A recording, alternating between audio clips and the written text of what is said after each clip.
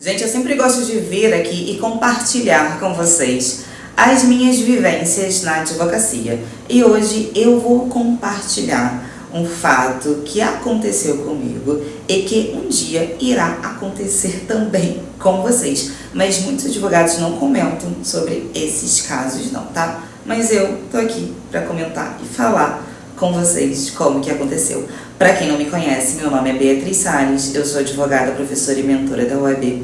Eu sou especialista em Direito do Trabalho e Direito Previdenciário e antes de mais nada, eu já peço para que vocês curtam esse vídeo e se inscrevam no meu canal para receberem mais dicas.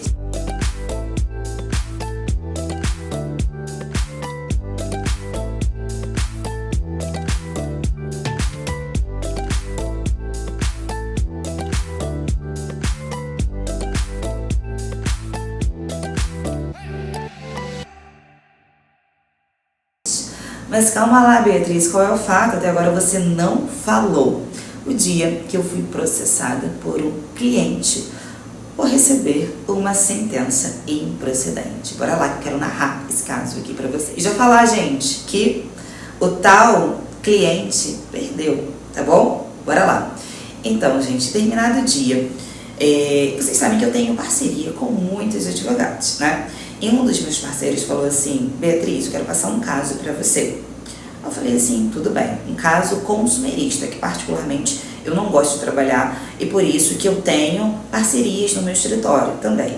Só que isso, gente, aconteceu lá no início da minha carreira, tá bom? Não aconteceu agora. E se fosse agora, eu não trato mais de casos consumeristas. Eu só trato de casos trabalhistas e previdenciários. Mas naquela época eu fazia tudo de forma generalista, tá? Hoje o meu escritório, ele é dividido por áreas, mas antes não era assim. Então, eu prospectei esse cliente, fiz o atendimento, tudo certinho, fechamos o contrato. Só que no atendimento, o cliente ele não narrou toda a verdade para mim. Não falou toda a verdade. Até aí tudo bem, porque eu não tinha expertise, não tinha experiência que eu tenho hoje. E tudo que o cliente falava, eu acreditava, gente. O cliente falava X, eu falava, não é X. Eu não pensava assim, será que pode ser Y? Será que o cliente pode estar mentindo para mim? Será que tudo que o cliente está narrando para mim é verdade? Eu não pensava assim. Era basicamente, o cliente falava, era verdade. E, gente, não funciona assim. Só que naquela época, né, por falta de experiência, eu era esse tipo de advogada. Acreditava em tudo que o cliente falava. Distribuí a ação. Quando veio a contestação, eu vi que o cliente mentiu muito para mim. O que aconteceu? Veio uma sentença improcedente, algo que quando eu li a contestação eu já imaginava, porque veio uma contestação, gente, muito pesada, e veio uma contestação com provas concretas. Conversei com o cliente e falei que, de fato, eu não iria recorrer, até mesmo porque o meu contrato com ele era até a sentença, tá bom? Até a sentença. Não era um contrato que eu iria trabalhar até o trânsito em julgado, não, era até a sentença. E eu falei para ele, se ele quisesse procurar outro advogado para recorrer, ele poderia procurar. Eu não iria recorrer. Até aí, tudo bem. Ele começou a me perturbar, começou a perturbar o meu parceiro aqui do escritório, falando que a contestação estava mentindo, porque eu apresentei para ele as provas, né, que apareceram na contestação. Ele falando que não, que era mentira, que queria que eu recorresse. E, gente, particularmente, um advogado não é obrigado. Se ele queria recorrer, era só procurar outro advogado. Até mesmo porque eu já tinha renunciado à procuração há muito tempo. O que ele fez? Depois de 1 ano e meio, ele me processou. Processou alegando que eu não quis recorrer. Basicamente, não quis recorrer. Só que, de fato, eu tinha todas as provas que eu tinha explicado para ele, tinha todas as conversas no WhatsApp. Isso porque, gente, se você conversou comigo há 5 anos atrás, fique sabendo que eu tenho nossa conversa de 5 anos atrás, tá? Se você mandou um e-mail para mim há 7 anos atrás, eu tenho o e-mail que você me mandou há 7 anos atrás. Tranquilo? Eu sou esse tipo de pessoa que guarda absolutamente tudo, gente. Para vocês terem noção, o meu e-mail no Gmail, eu compro pacote de gigas. Isso porque eu não apago absolutamente nada. No WhatsApp, eu não apago nada. Então, pode ter certeza que eu tenho todas as provas pertinentes, tá bom? Se você conversou comigo há 5 anos atrás eu tenho a nossa conversa, ok?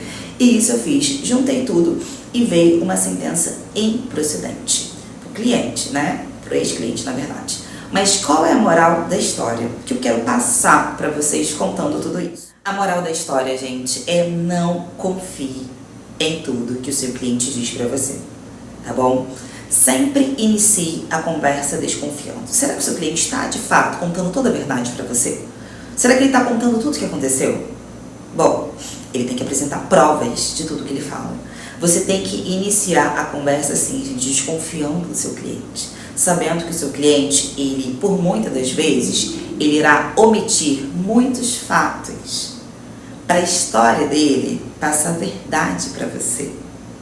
E além disso, você tem que lembrar sempre, o cliente ele está contando a narrativa, está contando o que aconteceu com ele, com o calor da emoção. Por quê? Quando eu conto uma história para você, quando eu vou contar uma história para você, eu quero que você acredite em mim. Eu estou contando para uma pessoa que vai me defender. Então eu nunca vou contar as vaciladas que eu dei. Eu sempre vou falar que a outra parte está errada. Eu estou certo. Então, por muitas das vezes, o cliente ele vai omitir diversos fatos para vocês. Então, primeiro ponto, sempre desconfie do que o seu cliente fala. Eu sei, gente, que isso é muito chato, desconfiarmos dos nossos próprios clientes. Mas tenha em mente que a sua carreira também está em jogo, ok? Segundo ponto, não apaga mensagem nenhuma. Isso mesmo, não apaga mensagem. Guarda tudo, tá bom? Guarda absolutamente tudo, porque isso daqui a 5 anos pode fazer diferença para você, tá bom? Terceiro ponto, o seu cliente está narrando uma história para você? Cadê as provas? Se ele não tem prova, gente, olha, possivelmente ele está mentindo, tá bom? Possivelmente ele está mentindo. E pode ser até mesmo aquele cliente que vai pagar um valor para você de entrada, tá?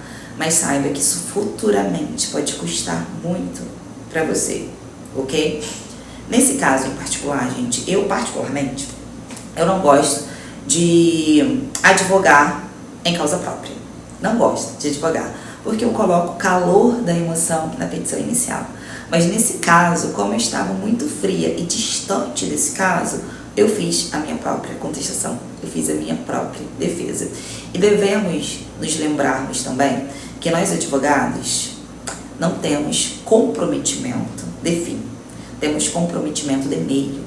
Isso porque a decisão, o martelo, não está nas nossas mãos, entende? Está na mão do juiz.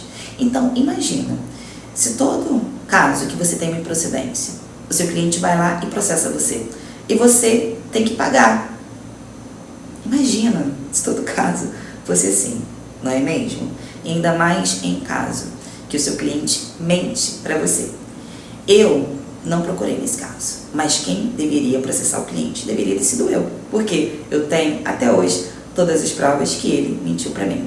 Mas é isso, sempre desconfie de qualquer história que contem para vocês. Se vocês gostaram desse vídeo, curtam e se inscrevam no meu canal para receber mais dicas.